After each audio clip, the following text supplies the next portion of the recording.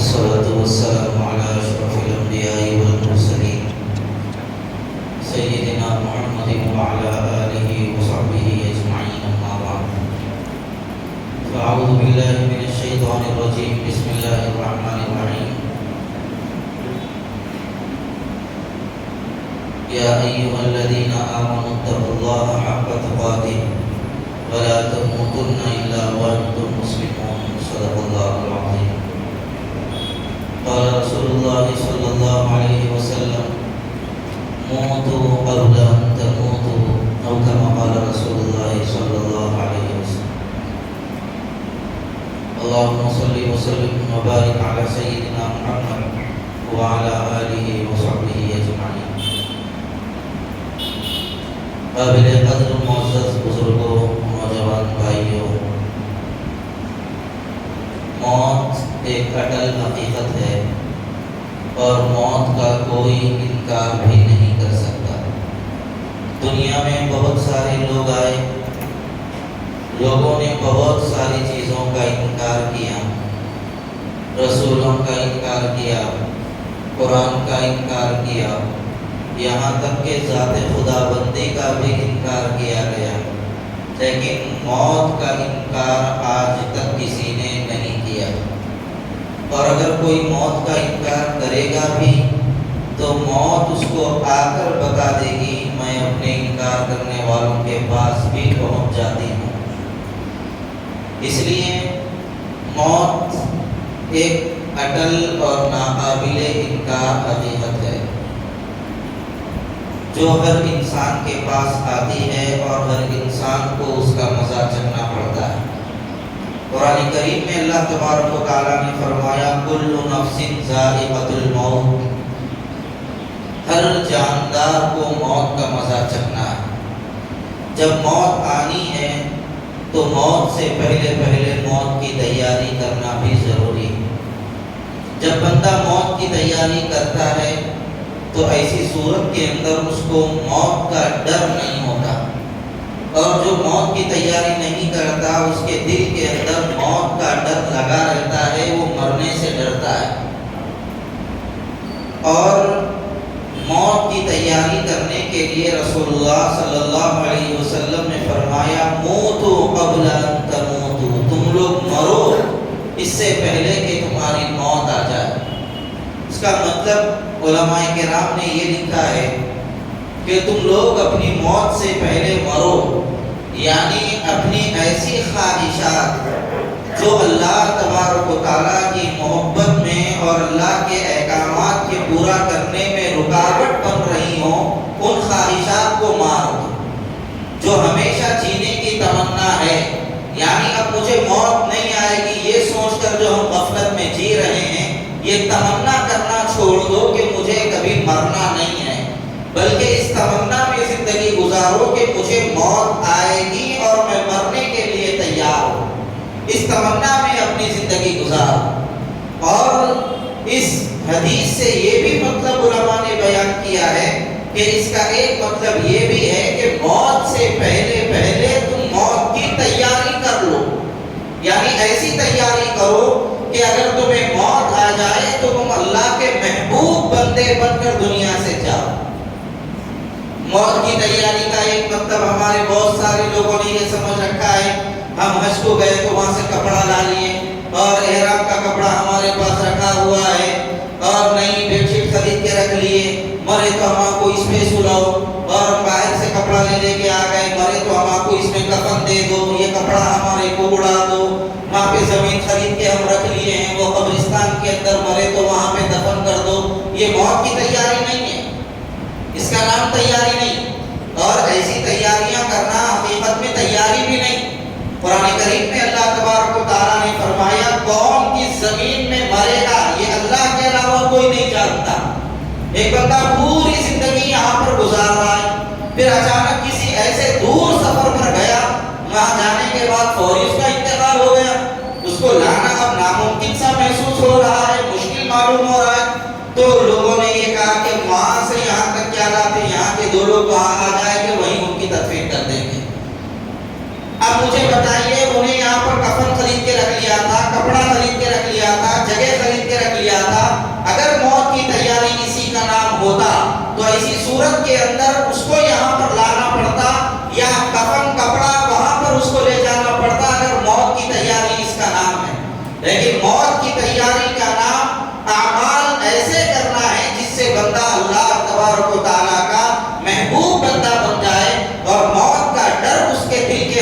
نکل جائے. جب بندہ اللہ کا محبوب بن جاتا ہے تو دنیا میں کہاں بھی جائے, جہاں بھی اس کو موت آ جائے, جو اعمال کی اس کی تیاری ہے وہ اعمال ہمیشہ اس کے ساتھ رہتے ہیں. اس لیے موت کی تیاری کی ہمیشہ ہر بندے مومن کو فکر کرنی ہے اور احساس عمل کے ساتھ زندگی گزارنا چاہیے. ہمارے پاس آج احساس ختم ہو گیا ہے.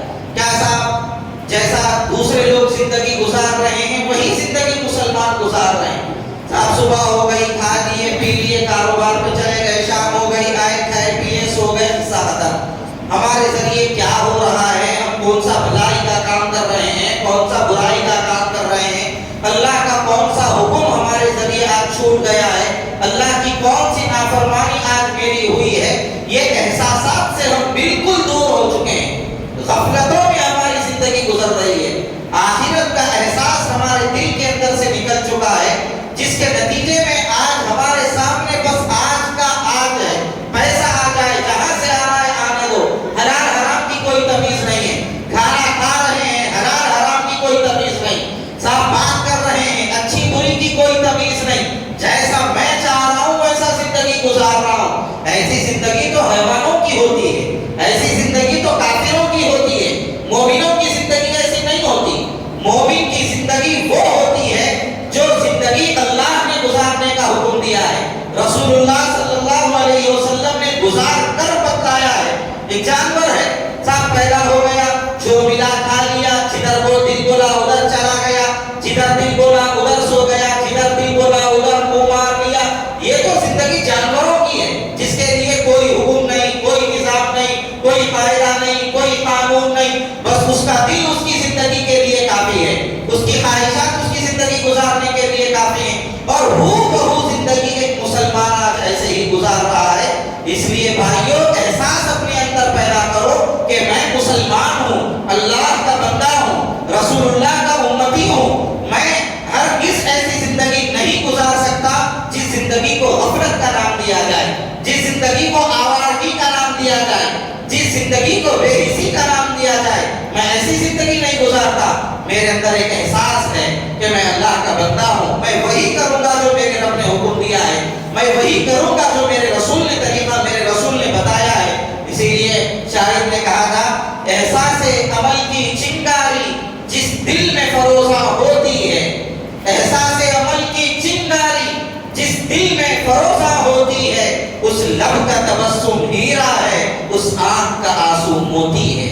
احساس کے ساتھ جینا چاہیے اور بے احساسی کے ساتھ زندگی گزارنا یہ تو زندگی جانوروں کی ہے. ایک مسلمانوں کا بڑا طبقہ ہے, اللہ کی محبت سے کوسوں دور ہے. یہ سمجھ ہی میں نہیں آتا لوگوں کو, آج ضرورت ہی محسوس نہیں کی جا رہی ہے کہ ہمیں اللہ کی محبت کی ضرورت ہے. ہمیں کھانے کی ضرورت تو معلوم ہو گئی, پینے کی ضرورت معلوم ہو گئی, کپڑے کی ضرورت معلوم ہو گئی, پیسہ کمانے کی ضرورت معلوم ہو گئی, پیسہ جمانے کی ضرورت معلوم ہو گئی, ساری ضرورتیں معلوم ہو گئی ہیں. اگر ہمیں ضرورت نہیں معلوم ہوئی, اللہ کو اپنا بنانے کی بھی ضرورت ہے, اللہ کی محبت اپنے دلوں میں بسانے کی ضرورت ہے. یہ ضرورت سے ہم بالکل ناآشنا ہوتے جا رہے ہیں, غافل ہوتے جا رہے ہیں, اور ان محبت, اللہ کی محبت کی جو لذت ہے وہ لذت سے محروم تو چھوڑیے, وہ لذت کا مزہ پانے کا احساس اور اس کا خیال تک ہمارے دلوں سے نکل چکا ہے. اس لیے میرے بھائیوں, اس بات کی بھی ہمیں فکر کرنے کی ضرورت ہے, موت سے پہلے پہلے موت کی تیاری ہماری ہو جائے. ہارون رشید ایک بہت بڑا بادشاہ گزرا ہے. ہارون رشید ایک مرتبہ اپنے دربار میں ٹہل رہے تھے. حضرت بہلول مجذوب تھے, یعنی تھوڑی ہولی شولی باتیں جو کرتے ہیں ان کو مجذوب کہا جاتا ہے. حضرت بہلول آئے بادشاہ ہارون رشید کے دربار میں. آنے کے بعد دیکھا بادشاہ ہارون رشید کے ہاتھ میں ایک چھڑی ہے اور وہ چھڑی کو گھما رہے ہیں, پھرا رہے ہیں. بہلول آ گئے. آنے کے بعد ہارون رشید نے ان سے کئی گفتگو کی, کئی باتیں کی. اس کے بعد انہوں نے کہا کہ بہلول, میں تمہیں ایک امانت دینا چاہتا ہوں, میری یہ امانت لو, اور میں چاہتا ہوں یہ امانت تم کسی ایسے انسان کو پہنچاؤ جو تم سے زیادہ بے وقوف ہے. یعنی میں یہ چھڑی تمہیں دے رہا ہوں اور تم سے بڑا جو بے وقوف تمہیں نظر آ جائے اس کو یہ چھڑی میری طرف سے تحفہ دے دو. تو یہ سن کر حضرت بہلول نے وہ چھڑی لے لی اور چلے گئے. ایک عرصہ گزرا، عرصہ گزرنے کے بعد پتا چلا ہارون رشید خلیفہ تھے، بادشاہ تھے، ان کی طبیعت خراب ہو گئی. تو حضرت بہلول آئے مزاج پرسی کرنے کے لیے. آنے کے بعد ملاقات کی، کیفیت پوچھی تو کہا طبیعت بگڑ رہی ہے، دوا بھی کام نہیں کر رہی ہے اور اس وقت محسوس ہوتا ہے سفر درپیش ہے. تو حضرت بہلول نے کہا کون سا سفر درپیش ہے؟ کہا آخرت کا سفر درپیش ہے. تو حضرت بہلول نے ان سے پوچھا کتنے دنوں کا سفر ہے؟ تو انہوں نے کہا کہ تم بیوقوف ہو گئے ہو، آخرت کا سفر بھی کچھ دنوں کے لیے ہوتا ہے، وہ تو ہمیشہ ہمیشہ کا سفر ہے. اچھا، کہا واپس کب آؤ گے؟ کہا تم بیوقوف ہو، جو آخرت کے سفر پہ چلا گیا وہ واپس کب آیا ہے؟ اس نے کہا کہ ٹھیک ہے، کتنی تیاری آپ نے اس سفر کی کر رکھی ہے، کتنے لشکر کو آپ نے آگے بھیجا ہے اور کتنی فوج کو آپ نے آپ سے آگے بھیج کر آپ کے انتظامات کروا لیے ہیں. انہوں نے کہا کہ کیسا انتظام؟ کہا آپ بادشاہ وقت ہیں، آپ کسی علاقے کا دورہ کرنا چاہتے ہیں تو اس سے پہلے آپ فوج کو بھیجتے ہیں، لشکر کو بھیجتے ہیں، وہ وہاں پر جاتا ہے، آپ کے رہنے کا انتظام کرتا ہے، آپ کے کھانے کا انتظام کرتا ہے، آپ کی آسائش و آرائش کا انتظام کرتا ہے. آپ بتائیے آپ آخرت کے سفر پہ جا رہے ہیں، آپ نے ایسا کون سا انتظام کر لیا، کتنی فوج بھیجائی، کتنے لوگوں کو آگے بھیجایا؟ تو انہوں نے کہا کہ وہاں پر کس فوج کو بھیجایا جا سکتا ہے، وہاں پر تو تنے تنہا جانا پڑتا ہے. تو کہا پھر آپ نے ویسی تیاری نہیں کی جیسے آپ دوسرے سفروں کی تیاری کرتے ہیں. ہارون رشید نے کہا ہاں میری ویسی تیاری نہیں ہوئی ہے جیسی تیاری کرنی چاہیے تھی.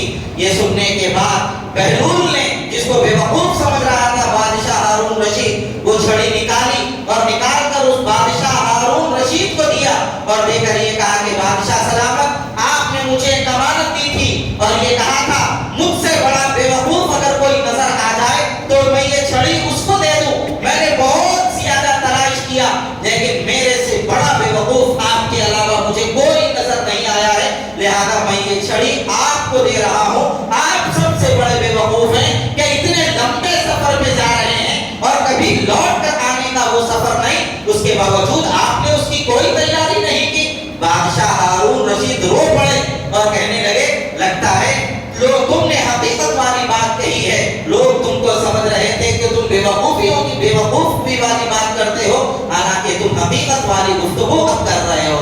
آپ اندازہ لگائیے یہ سفر آخرت کا بہت خطرناک سفر ہے اور اس سفر سے مشکل ترین کوئی سفر نہیں ہے. ہم لوگوں کو جائزہ لینے کی ضرورت ہے کہ ہم لوگوں نے اس سفر کی کتنی تیاری کر رکھی ہے. میرے بھائیوں، اس سفر کی تیاری کرنا ہم سب کی ضرورت ہے اور ہمارے لیے فرض کا درجہ رکھتی ہے اس کی تیاری. اس لیے ہم آخر درجے میں ایک کام یہ ضرور کر لیں. امام غزالی رحمۃ اللہ علیہ نے فرمایا تھا کہ روزانہ 4 کام کر لیا کرو، تمہاری آخرت سمجھ جائے گی. کہا روزانہ جب صبح اٹھو تو اللہ سے معاہدہ کرو، مشارطہ کرو، معاہدہ کرو اے اللہ آج پورے دن کے اندر تیرے سے کوئی نافرمانی کا کام نہیں کروں گا، کسی تیرے حکم کو نہیں چھوڑوں گا، تیرے نبی کی ایک سنت کو بھی نہیں چھوڑوں گا، کوئی گناہ کا کام نہیں کروں گا، کوئی نیکی کو نہیں چھوڑوں گا. یہ اللہ سے معاہدہ کرو. پھر اس کے بعد جب اپنے کام پہ لگ جاؤ تو اس وقت یہ دیکھو میں یہ جو کام کر رہا ہوں میرا یہ کام میرے اس معاہدے کے مطابق ہے یا نہیں، یہ کام جو میں کر رہا ہوں اللہ کی مرضی کے مطابق ہے یا نہیں، نبی کے طریقے کے مطابق ہے یا نہیں. مراقبہ کر لو. پھر اس کے بعد تیسرا کام، جب کام تم کر چکو تو محاسبہ کرو، پورے دن کا محاسبہ کرو. رات میں سوتے وقت آج کا پورا دن میرا کیسے گزرا ہے، میں نے نیکی کا کام کیا یا نہیں کیا، برائی کا کام آج میرے سے کتنا ہوا یا میں آج برائیوں سے محفوظ رہا، اس کا پورا جائزہ لے لو. اگر تم سے نیکیاں ہوئی ہیں اللہ کا شکر ادا کرو. لئن شکرتم لازیدنکم، اگر تم شکر کرو گے اللہ نعمتوں میں اضافہ کرے گا اور نیکی کی توفیق عطا کرے گا.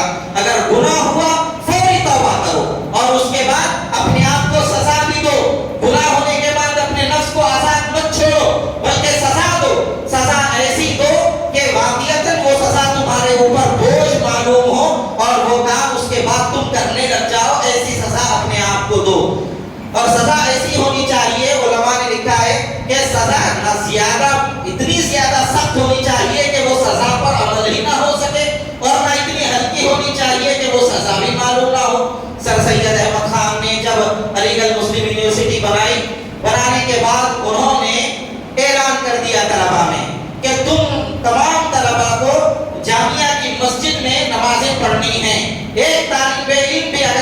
چھوڑے گا تو 1 آنا اس کو جرمانہ دینا پڑے گا. تو اس کے بعد ہوا یہ کہ 1 آنا بہت معمولی رقم تھی اس زمانے میں. تو لوگوں نے کئی بچے پڑھتے رہے اور مالدار کے بچے جو تھے وہ نماز ہی نہیں پڑھتے تھے. جب وقت آ جاتا تھا تو پورے مہینے کے 1 آنے کے اعتبار سے ہر نماز کے جتنا ہوتا تھا وہ جرمانہ ادا کرتے تھے, اپنے قبروں میں بیٹھے رہتے تھے. لہذا سزا اتنی ہلکی بھی نہیں ہونی چاہیے, سزا ایسی ہونی چاہیے جو واقعتاً انسان کو اس گناہ سے روک دے. حضرت امیر معاویہ رضی اللہ تعالیٰ عنہ کے بارے میں ایک مرتبہ ان کی تہجد چھوٹ گئی تو پورا دن انہوں نے اپنے آپ کو پریشانی میں گزار لیا اور پورے دن وہ پریشان رہے. میری تہجد چھوٹ گئی ہے, غم کے اندر مبتلا رہے, بے کیفی کا عالم رہا اور کھائے نہیں پیے نہیں, پریشان رہے پورا دن. دوسرے دن جب تہجد کا وقت آیا تو دیکھا ایک شخص آ کے ان کو اٹھا رہا ہے. جب وہ شخص ان کو اٹھایا تو حضرت امیر معاویہ نے ان سے پوچھا تم اجنبی معلوم ہو رہے ہو, تم کون ہو؟ تو اس نے کہا کہ میں ابلیس ہوں, میں شیطان ہوں, آپ کو اٹھانے کے لیے آیا ہوں. تو حضرت امیر معاویہ نے کہا کہ تمہارا کام تو لوگوں کو نماز سے دور کرنا ہے, نماز چھڑانا ہے, اور تم مجھے نماز کے لیے اٹھانے آ گئے. تو امیر معاویہ رضی اللہ عنہ سے شیطان نے کہا کل جب تم نے جو تہجد چھوڑ کر عبادت کی ہے, اللہ کے سامنے مانگا ہے, رویا ہے, گڑ گڑایا ہے, اور پورا دن جو تم نے آزردگی میں گزارا ہے, اس کی وجہ سے اللہ کے پاس تمہارا مقام اتنا بڑا ہو گیا ہے کہ روزانہ تہجد سے بھی تمہارا مقام اتنا بڑا نہیں ہو رہا تھا. لہذا مجھے یہ بات ناگوار ہوئی, میں نے یہ چاہا کہ پورا دن بھر گزار کر رات آزردگی میں گزار کر اللہ کے پاس بڑا مقام تمہارا ہو جائے. اس سے بہتر یہ کہ تم روزانہ کی تہجد ہی پڑھ لو, یہ بہتر ہے. لہذا میں تمہیں تہجد کے لیے اٹھانے آ گیا. تو بھائیو سزا ایسی ہوئی, میری فجر چھوٹ گئی, میں 8 رکعت نفل پڑھوں گا. ظہر چھوٹ گئی, 10 رکعت نفل پڑھوں گا. عصر چھوٹ گئی, 10 رکعت پڑھوں گا. مغرب چھوٹ گئی, 8 رکعت پڑھوں گا. ایسی سزا ہر انسان اگر اپنے آپ کو دینے لگ جائے تو انشاءاللہ رفتہ رفتہ گناہوں سے خود بخود انسان بچ جائے گا. میں نے غلط منظر دیکھ لیا موبائل کے اندر جو مجھے نہیں دیکھنا چاہیے تھا, 10 منٹ میں نے دیکھ لیے ہیں. 1 منٹ کے حساب سے میں جو ہے نا 100 روپے 1000 روپے میں جرمانہ دے دوں گا, اللہ کے راستے میں صدقہ کر دوں گا.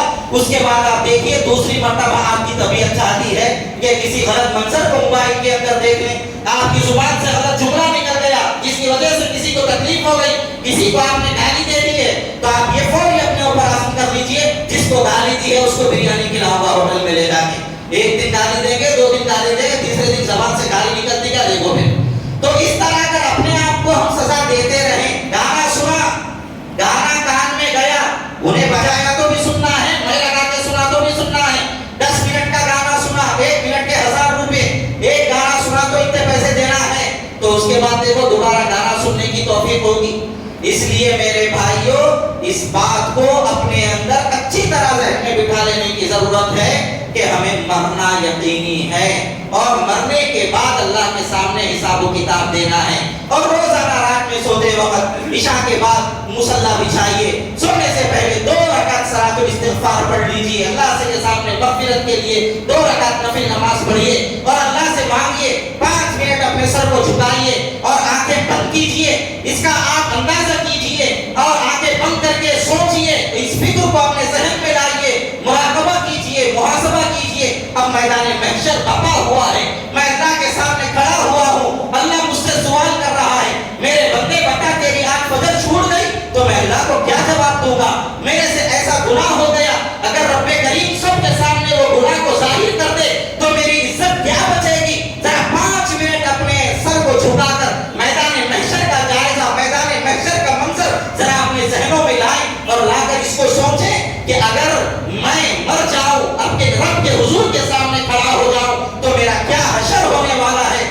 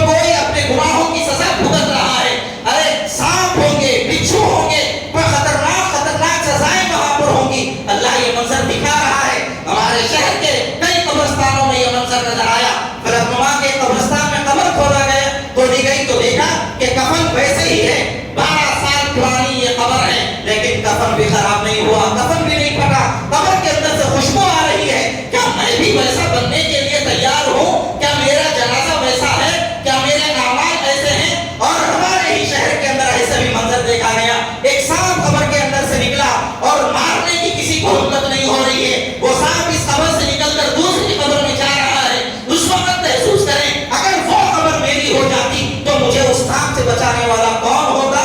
ذرا یہ جائزہ اپنے اعمال کا ہمیں لینے کی ضرورت ہے، تب جا کر انسان گناہوں سے بچے گا، ورنہ پھر ایسی صورت کے اندر گناہوں سے بچنا بہت مشکل ہو جائے گا۔ حضرت عبد الرحمن ابی معاذ بہت بڑے اللہ والے گزرے ہیں، ان کے زمانے میں ایک شخص تھا جو سب اللہ والوں کے پاس جا کے ایک سوال کرتا تھا اور یہ کہتا تھا کہ حضرت آپ بتائیے، کل اگر آپ کا انتقال ہو جائے، آپ کے پاس 24 گھنٹے کا وقت ہے، آپ کیا نیک عمل کریں گے؟ علماء سے، اولیاء سے، بزرگان دین سے، سب سے یہ سوال کرتا تھا۔ اس کے بعد اس نے آیا ایک دن حضرت عبد الرحمن ابی معاذ رحمہ اللہ کے پاس اور آ کر ان سے پوچھا کہ حضرت اگر آپ کو یہ وقت دے دیا جائے، 24 گھنٹے کے بعد آپ کی موت ہونی ہے، آپ کیا عمل ایسا کریں گے جس کی وجہ سے آپ کی مغفرت ہو جائے اور آپ کی نجات کے فیصلے ہو جائیں؟ تو انہوں نے کہا میں وہی عمل کروں گا جو روزانہ کرتا ہوں۔ آدمی پریشان ہو گیا، ارے بھائی کل آپ مرنے والے ہیں۔ کہا اسی لیے تو کہہ رہا ہوں میں وہی عمل کروں گا جو روزانہ کرنے والا ہوں۔ لوگ اس نے پوچھا آخر ایسی کیا بات ہے؟ کہا میں روزانہ یہی سوچ کر زندگی گزارتا ہوں یہ دن میری زندگی کا آخری دن ہے۔ اسی لیے ہم بھی اپنی زندگی کے دن کو، ہر دن کو آخری دن تصور کریں اور یہ محسوس کریں اگر میدان محشر میں اللہ کے سامنے کھڑا ہو گیا تو کیا منہ لے کے میں کھڑا ہو سکتا ہوں؟ میرے چہرے پہ داڑھی نہیں تو میں رسول اللہ کو صورت دکھانے کے قابل رہوں گا یا نہیں رہوں گا؟ مسلمانوں کے زمرے میں میرا نام رہے گا یا نہیں رہے گا؟ یہ چیز تصور اپنے ذہن کے اندر لا لیجیے۔ نمازیں چھوڑ کر میں زندگی گزار لیا تو میرا رب میرے ساتھ کیا معاملہ کرے گا قیامت کے دن؟ یہ منظر کو ذرا اپنے ذہن میں لا کر روزانہ 5 منٹ اس کے لیے نکالیے، اپنی فکر خود کرنے کے لیے نکالیے۔ اللہ تعالی ہم سب کو صحیح علم و عمل کی اپنے کرم سے توفیق عطا فرمائے۔ وآخر دعوانا الحمدللہ رب العالمین۔